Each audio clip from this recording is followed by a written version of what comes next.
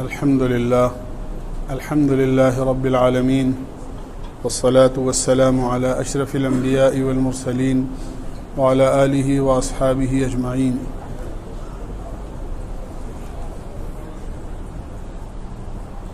دوستو بزرگو،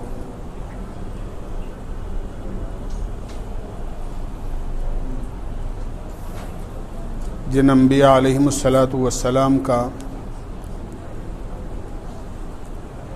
تذکرہ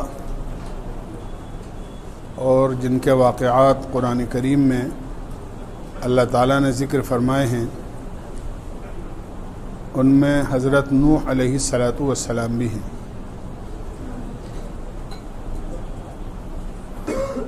حضرت نوح علیہ السلام حضرت آدم علیہ السلام کے بعد تقریباً 1200 سال یعنی 1200 سال کے بعد دنیا میں تشریف لائے اور ان کی پیدائش ہوئی. آدم علیہ السلام کے 1200 سال کے بعد.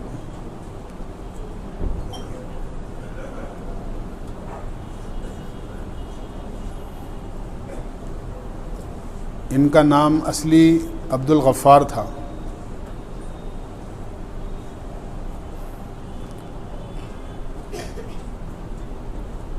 لیکن نوح ان کو اس لیے کہا جاتا تھا کہ نوحہ کے معنی آتے ہیں کثرت سے رونے کے. دل بہت زیادہ نرم تھا اور اللہ کے سامنے بہت زیادہ رونے والے تھے، اس لیے ان کو نوح کے نام سے پکارا جانے لگا، ورنہ ان کا نام عبد الغفار کتابوں میں آتا ہے.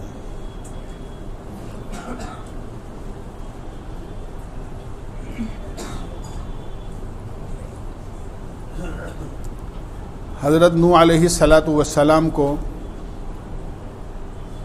آدم ثانی بھی کہا جاتا ہے، اور اس لیے کہا جاتا ہے کہ حضرت نوح علیہ السلام کی قوم پر جو اللہ کی طرف سے عذاب آیا تھا وہ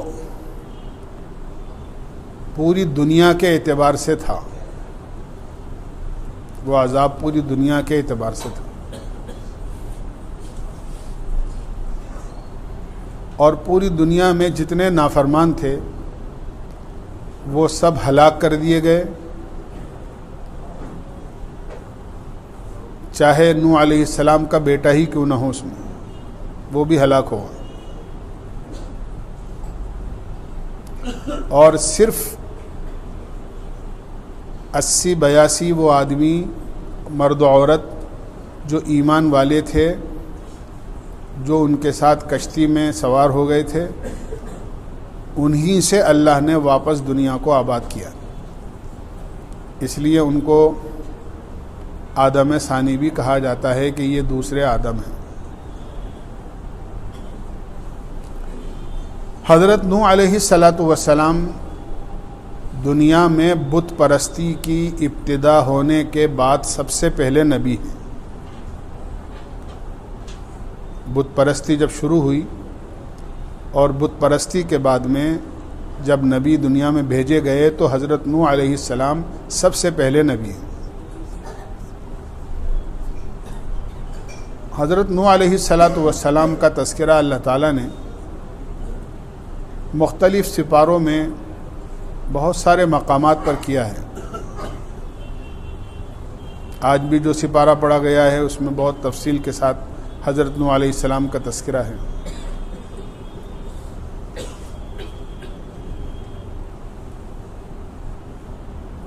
اور بت پرستی اس طرح شروع ہوئی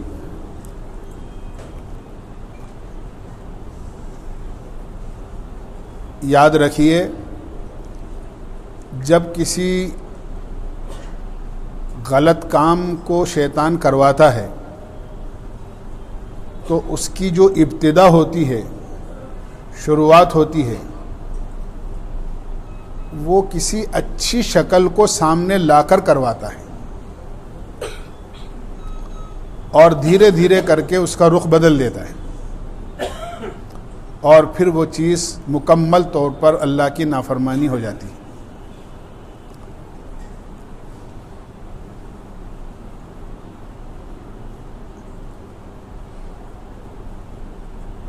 پانچ اللہ والے تھے، بڑے نیک اللہ کے بندے، بڑے عبادت گزار، جن کے نام بھی قرآن کریم میں سورہ نوح میں اللہ تعالیٰ نے تذکرہ ان کے ناموں کا کیا ہے، ود، سواع، یغوث، یعوق اور نصر۔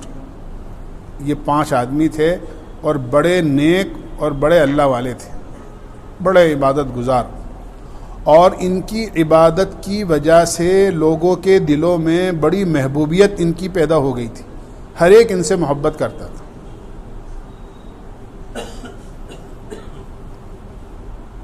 یہ حضرت نوح اور آدم علیہ السلام کے درمیان کے زمانے کا واقعہ ہے۔ پانچوں کے پانچوں اللہ کو پیارے ہو گئے۔ بعض روایتوں سے پتہ لگتا ہے کہ کسی حادثے میں ہو گئے،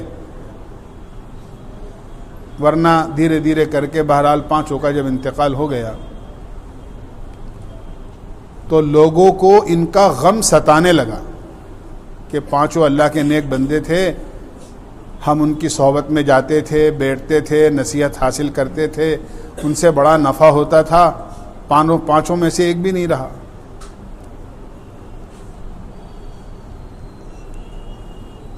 شیطان نے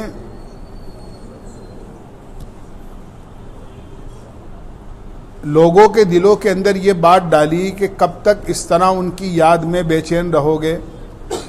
ایسا کرو، تمہاری ذہنوں میں ان کی شکلیں ہیں، ان کی صورتیں ہیں، تم ایسا کرو ان کے مجسمے بناؤ، ان کی تصویریں بناؤ اور بنا کر اپنی عبادت گاہوں کے اندر رکھ لو، تاکہ تب بھی جب بھی تم عبادت کرنے کے لیے اپنے عبادت خانوں میں جاؤ تو ان کو دیکھ کر تمہیں تسلی ہو جایا کرے گی کہ یہ ہیں وہ نیک اللہ کے بندے جو کسی زمانے میں ہمیں واعظ و نصیحت کرتے تھے، نیک راستے کی ہدایت دیا کرتے تھے، ہمیں اچھی باتیں بتایا کرتے تھے، مسائل ان سے پوچھا کرتے تھے۔ شیطان نے یہ بات ڈالی اور بات ان کے سمجھ میں آ گئی، اور انہوں نے پانچوں کے مجسمے بنا کر اپنے عبادت خانوں میں رکھ لیے۔ وہ مجسمے رکھے رہتے یا تصویریں بنا لی اور وہ تصویریں لٹکی رہتی۔ جب بھی یہ عبادت کے لیے اپنے عبادت خانوں میں جاتے اور ان کی نظریں اس پر پڑتی تو دیکھ کر تسلی ہو جاتی کہ یہ ہیں وہ ہمارے نیک بزرگ، نیک اللہ والے۔ عبادت اللہ ہی کی کیا کرتے تھے، سجدہ اللہ ہی کو ہوا کرتا تھا، اس لیے کہ ان کے تربیت یافتہ تھے۔ لیکن نتیجہ یہ ہوا کہ جب ان کے بعد والے لوگ آئے، ان کی اولاد، انہوں نے دیکھا کہ عبادت خانوں میں یہ تصویریں موجود ہیں تو یہی ہمارے معبود ہیں اور یہی ہمارے خدا ہیں، ہمارے بڑے انہی کی پوجا کیا کرتے تھے اور انہی کی پرستش کیا کرتے تھے۔ لہذا بعد والے لوگوں نے اور ان کی اولاد نے ان مجسموں کو اور ان تصویروں ہی کو اپنا معبود بنا کر اور بت پرستی شروع کر دی۔ اس طرح بت کی اور بتوں کی ابتدا ہوئی۔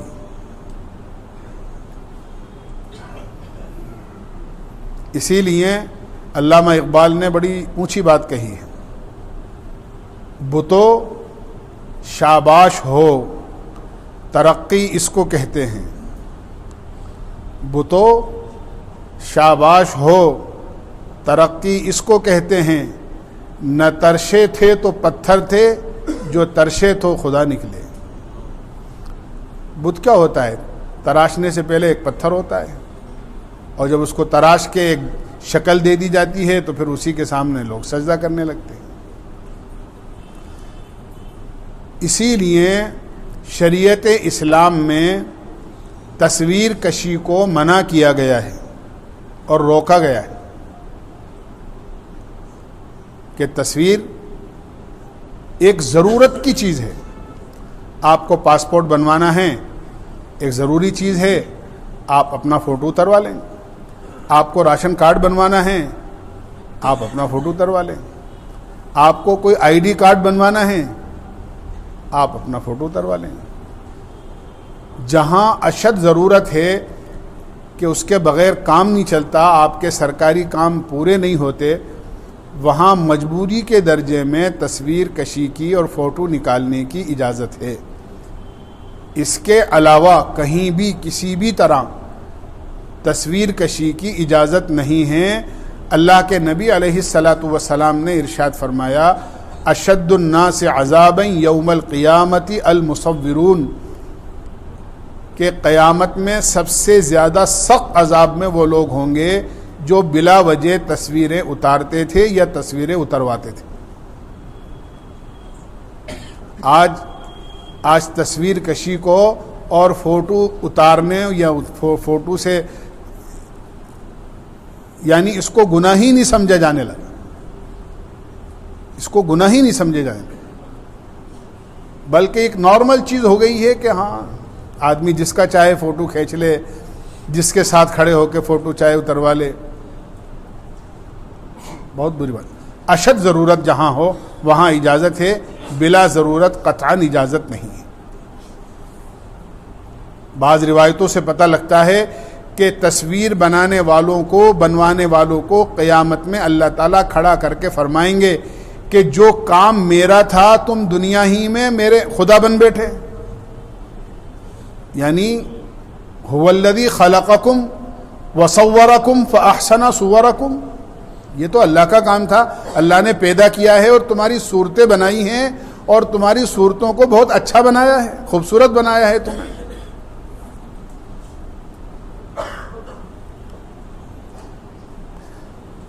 هو الذی خلقک فسواک فعدلک فی ای صورت ما شاء رکبک, اللہ نے پیدا کیا اور اس کے بعد تمہیں جس صورت میں چاہا تمہیں ڈھال دیا.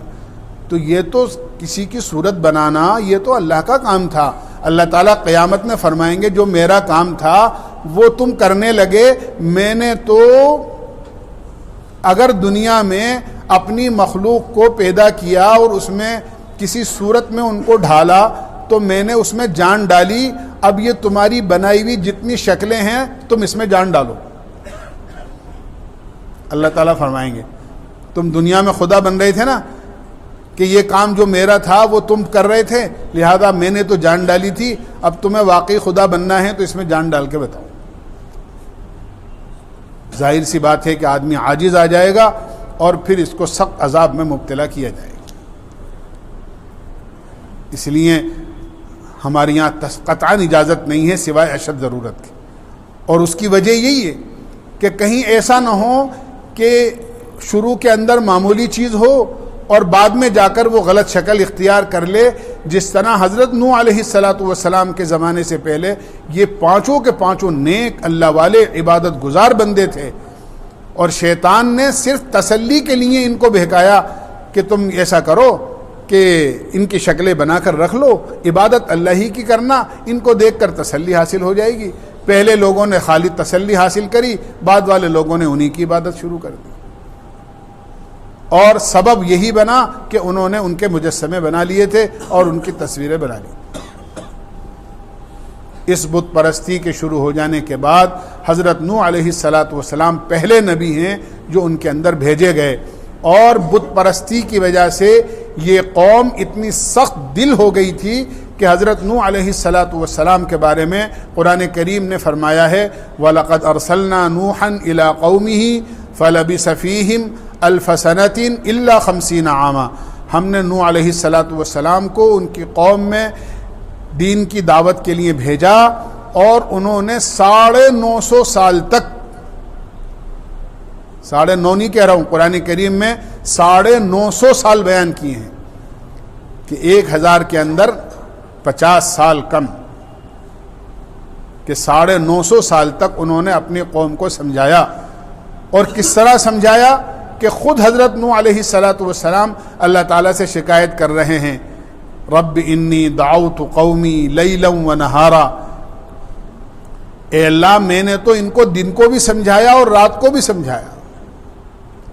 ہم تو اپنی سگی اولاد کو بھی 2-4 مرتبہ کہہ کر عاجز آ جاتے ہیں کہ جی کتنی مرتبہ کہہ دیا، اب نہیں مانتا تو یہ جانے اس کا کام جانے.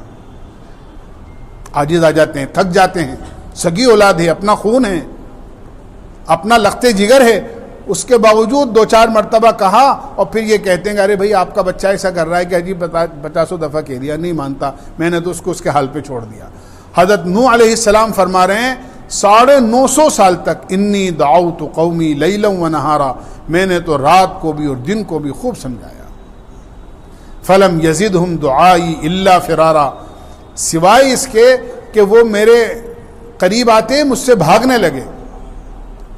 یہاں تک کہ انہوں نے میری بات نہ سننے اپنے کانوں میں انگلیاں ڈال لی. جعلوا اصابعہم فی آذانہم واستغشوا ثیابہم، اور اپنے چہروں پر کپڑا ڈال لیا کہ میری صورت بھی دیکھنا گوارا نہیں تھا. اتنے سخت دل ہو گئے. اور 950 سال کی محنت کے بعد میں 80-82 مرد عورت ایمان میں داخل ہوئے. جب اللہ تعالیٰ نے ایسے لوگوں کے دلوں پر مہر لگا دی اور جب یہ یقین ہو گیا اور اللہ تعالیٰ نے بتا دیا کہ اب ان کے دلوں پر مہر لگ چکی ہے، ان کو ہدایت نہیں ملے گی، تو حضرت نوح علیہ السلام نے اللہ تعالیٰ سے دعا فرمائی، رب لا تذر علی الارض من الکافرین دیارا، اے اللہ یہ جتنے نافرمان ہیں ان کا ایک گھر بھی روئے زمین پر نہیں بچنا چاہیے. انک ان تذرہم یضلوا عبادک ولا یلدوا الا فاجرا کفارا، اگر آپ نے ایک کو بھی چھوڑ دیا تو یہ لوگوں کو گمراہی کریں گے اور ان کی اگر اولاد بھی پیدا ہوگی تو ان جیسی نافرمان ہی پیدا ہوگی، اس لیے آپ کسی کو نہ چھوڑیے. تو پھر اللہ تعالیٰ نے فرمایا کہ ٹھیک ہے کشتی بناؤ. تو حضرت نوح علیہ السلام نے کشتی بنائی. قوم نے مزید مذاق اڑانا شروع کیا کہ یہاں تو پانی کا قطرہ پینے کے لیے نہیں ہے اور یہ کشتی ایسے بنا رہے ہیں جیسے کوئی سمندر میں اور دریا میں کشتی چلانا ہو. اور وہ کشتی کیا تھی؟ وہ جہاز تھا. قرآن کریم میں اللہ تعالیٰ نے خود فرمایا ہے کہ ہم تمہیں سکھائیں گے وَاصْنَعِ الْفُلْكَ بِأَعْيُنِنَا، آپ بنائیے کشتی اور جہاز بنائیے پانی کا اور ہماری نگرانی میں بنائیے. جبریل علیہ الامین تشریف لائے اور حضرت نوح علیہ السلام کی رہبری کرتے رہے اور حضرت نوح علیہ السلام نے 3 منزلہ جہاز بنایا. 300 گز لمبائی تھی اور 50 گز اس کی چوڑائی تھی اور 30 گز اس کی اونچائی تھی. یہ اتنا بڑا جہاز پانی کا بنایا. جب بن کر تیار ہو گیا تو اللہ تعالیٰ نے آسمان کو حکم دیا اور زمین کو حکم دیا، زمین سے پانی ابلا اور آسمان سے پانی برسا اور ایسی موسلا دھار بارش ہوئی کہ پوری زمین پر اور پوری دنیا میں پانی ہی پانی ہو گیا. اور حضرت نوح علیہ السلام کو اللہ تعالیٰ نے فرمایا کہ بس آپ اپنے گھر والوں کو، اپنے بچوں کو اس میں سوار کر لیجئے، جو ایمان والے مرد عورت ہیں جن کی تعداد 80-82 ہے ان کو رکھ لیجئے، اور ایسے جانور جو پانی میں مر جاتے ہیں وہ خشکی کے جانور کہلاتے ہیں، ایک نر اور ایک مادہ کو اپنے کشتی میں سوار کر لیجئے تاکہ وہ ان کی نسل ختم نہ ہو جائے. چنانچہ حضرت نوح علیہ السلام نے اللہ کے حکم سے ایمان والے مرد، ایمان والی عورتیں، اپنے 4 بیٹوں میں سے 3 بیٹے، اپنے گھر کی عورتیں، اسی طرح اور جانور جن کے بارے میں اللہ نے کہا تھا کشتی میں سوار کر لیا.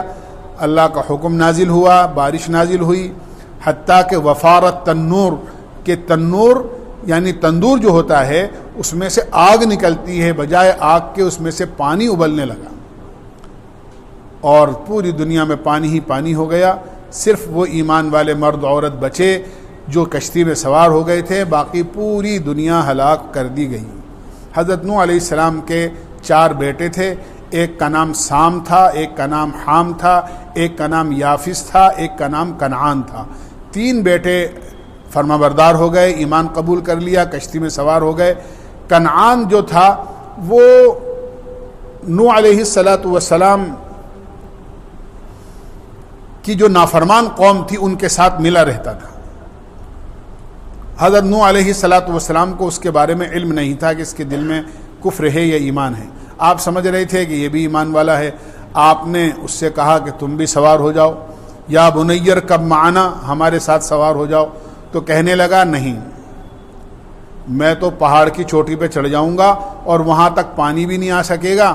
سآوی الی جبل یعصمنی من الماء، میں تو پہاڑ کی چوٹی پہ چڑھ جاؤں گا، پانی وہاں تک کہاں آئے گا، اور میں بچ جاؤں گا اور مجھے کشتی میں سوار ہونے کی ضرورت نہیں ہے۔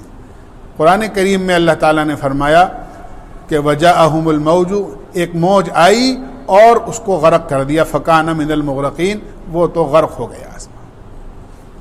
اس سے پتہ چلا کہ اگر کوئی آدمی یہ چاہے کہ میں اللہ کا نافرمان رہوں اور اللہ کی نافرمانی ہی کرتا رہوں، اللہ کی نافرمانی ہی کرتا رہوں، اور میرے بزرگوں کی روحانی طاقت سے میں قیامت میں بخش دیا جاؤں گا، یاد رکھیے ایسا ہرگز نہیں ہوگا۔ ہر آدمی کے اپنا عمل کام آئے گا۔ حضرت نوح علیہ السلام نے اللہ تعالیٰ سے کہا کہ اے اللہ، آپ نے وعدہ کیا تھا کہ آپ اپنے گھر والوں کو سوار کر لیجئے، میرا بیٹا بھی ہے، آپ اس کو بچا لیجئے۔ اللہ تعالیٰ نے فرمایا انہو لیس من اہلک انہو عمل غیر صالح، وہ آپ کا بیٹا ہے ہی نہیں، اس لیے کہ اس کا نیک عمل نہیں ہے۔ جو ایمان والا ہے اور نیک عمل والا ہے وہ ہے آپ کا، تو اور جس کے پاس ایمان نہیں ہے اور نیک عمل نہیں ہے وہ آپ کا نہیں ہے۔ پتہ یہ چلا کہ اگر سگی اولاد بھی ہے اور اس کے پاس ایمان نہیں ہے اور عمل صالح نہیں ہے تو قیامت میں اپنے بڑوں کی روحانیت اور اپنے بڑوں کی بزرگی اور ان کی نیکی کام نہیں آ سکے گی۔ حضرت نوح علیہ السلام اللہ کے اتنے بڑے نبی ہیں، 950 سال تک انہوں نے اپنی قوم میں محنت کری، لیکن آپ کی روحانی طاقت اپنے بیٹے کو نہیں بچا سکی اللہ کے عذاب سے۔ اس لیے کبھی بھی اس گمان میں نہیں رہنا چاہیے کہ میں چاہے کچھ کروں نہ کروں میرا بیڑا پار فلاں کی دعا سے ہو جائے گا، فلاں بزرگ سے میرا واسطہ ہے اور میرا تعلق ہے، میں تو ان کا دامن پکڑ کے جنت میں چلے جاؤں گا۔ اللہ کے نبی علیہ السلام نے روایتوں میں آتا ہے اپنے گھر والوں کو خود کو بٹھا کر یہ بات سمجھائی تھی اور یوں کہا تھا کہ اس گمان میں مت رہنا کہ ہم نبی کے گھر والے ہیں، وہاں کسی کی نسبت اور وہاں پر کسی کا رشتہ کام نہیں آتا ہے، وہاں ہر آدمی کا اپنا عمل کام آتا ہے۔ جس کے پاس ایمان ہوگا اور جس کا عمل اچھا ہوگا آخرت میں نجات اسی کو ملے گی۔ بہرحال حضرت نوح علیہ السلام کا واقعہ اللہ تعالیٰ نے قرآن کریم کے مختلف سپاروں میں مختلف صورتوں میں بیان کیا ہے۔ اس میں ایک بات تو یہ بہت اہم ہے کہ حضرت نوح علیہ السلام نے ایک لمبی مدت تک اللہ کے بندوں کو اللہ کی بات بتائی، دین کی دعوت دی، لیکن آپ کبھی عاجز نہیں آئے اور 950 سال تک آپ نے کبھی ہار نہیں مانی، مسلسل آپ دعوت دیتے رہے۔ ایک بزرگ سے کسی نے کہا کہ جی ہم نے اپنی بستی والوں کو اور محلے والوں کو بہت سمجھا دیا، کوئی نماز پڑھتا ہی نہیں ہے۔ تو وہ کہنے لگے کہ کتنے 950 سال ہو گئی کیا؟ کہنے لگے نہیں 950 سال تو نہیں، 9.5 سال بھی نہیں ہوئے ابھی تو 2-4 مہینے ہوئے ہیں کہ تم 2-4 مہینے میں عاجز آ گئے، اور حضرت نوح علیہ السلام 950 سال تک محنت کرتے رہے اپنی قوم۔ تو جب 950 سال ہو جائیں اس کے بعد بات کرنا، تو ہم بہت جلدی عاجز آ جاتے ہیں۔ ایسا نہیں کرنا، مسلسل زندگی بھر آدمی کا کام سمجھانے کا ہے، خوب سمجھانا چاہیے، گھر والوں کو سمجھانا چاہیے، اولاد کو سمجھانا چاہیے، رشتہ داروں کو سمجھانا چاہیے، محلے والوں کو سمجھانا چاہیے، جہاں جہاں بھی آدمی کی پہنچ ہو سکے سب کو اللہ کے دین کی بات بتانا چاہیے، جہاں تک آدمی کی وسعت اور آدمی کی طاقت ہو۔ کبھی آدمی کو ہار نہیں ماننی چاہیے۔ موت تک ہمارا کام یہ ہے کہ ہم لوگوں کو اللہ کے دین کی بات بتاتے رہیں اور اپنی ذات سے اس پر عمل کرتے رہیں، یہ ہمارا کام ہے۔ دوسری نصیحت ہمیں یہ ملتی ہے کہ بڑوں کی نسبت ہمارے کام نہیں آئے گی، آدمی کا اپنا عمل اللہ کے یہاں کام آئے گا۔ اس لیے آدمی کو جنت میں جانے کے لیے اللہ کے نبی علیہ السلام نے ارشاد فرمایا کہ لا يدخل الجنت الا المؤمن، جنت میں وہی جائے گا جس کے پاس خود اپنی ایمان کی طاقت ہوگی، ورنہ دوسرے کے عمل سے آدمی بخش دیا جائے ایسا کبھی نہیں ہوگا۔ جب دنیا میں ہی اللہ نے اجازت نہیں دی کہ بیٹا باپ کی نماز پڑھ سکے یا باپ بیٹے کی نماز پڑھ سکے، باپ چاہے کتنا ہی بیمار ہو، جس طرح بیٹے کی دوا باپ نہیں کھا سکتا، بیٹا بیمار ہو گیا اور بہت زیادہ کمزور ہو گیا اور ابا جان ہٹے کٹے ہیں اور وہ یہ چاہیں کہ میرے بیٹے کی گولی میں کھا لوں اور اس کو صحت مل جائے، ایسا نہیں ہوگا۔ چاہے کچھ بھی ہو دوا تو بیٹے ہی کو کھانی پڑے گی۔ ابا چاہے کتنے بوڑھے ہو گئے ہوں اور بیمار ہوں اور دوا ان کی چل رہی ہو اور 4 نہیں بلکہ 8 بچے جوان ہوں اور وہ یہ چاہیں کہ ابا کی دوا ہم کھا لیں اور ابا کو صحت مل جائے، دوا تو ابا ہی کو کھانی پڑے گی۔ جس طرح سے یہ چیزیں ہیں، اسی طرح ہر آدمی کو دنیا میں اپنا عمل خود ہی کرنا پڑے گا۔ آپ کا روزہ میں رکھ لوں، میرا روزہ آپ رکھ لیں اور آپ کی طرف سے ادا ہو جائے، ایسا ہرگز نہیں ہوگا۔ آپ کی نماز میں پڑھ لوں، میری نماز آپ پڑھ لیں اور ادا ہو جائے، ایسا ہرگز نہیں ہوگا۔ جس طرح دنیا کے اندر ایک دوسرے کا عمل نہیں کر سکتا، بالکل اسی طرح آخرت میں ایک دوسرے کا عمل کسی کے کام نہیں آئے گا، بلکہ آدمی کے اپنا ہی عمل کام آئے گا۔ اس لیے کہ آدمی کو اپنا عمل اور اپنا ایمان بنانے کی کوشش کرنی چاہیے۔ اللہ ہمیں عمل کی توفیق نصیب۔ سبحان اللہ بحمدہ، سبحانک اللہم وبحمدک، ونشہد ان لا الہ الا انت، نستغفرک ونتوب۔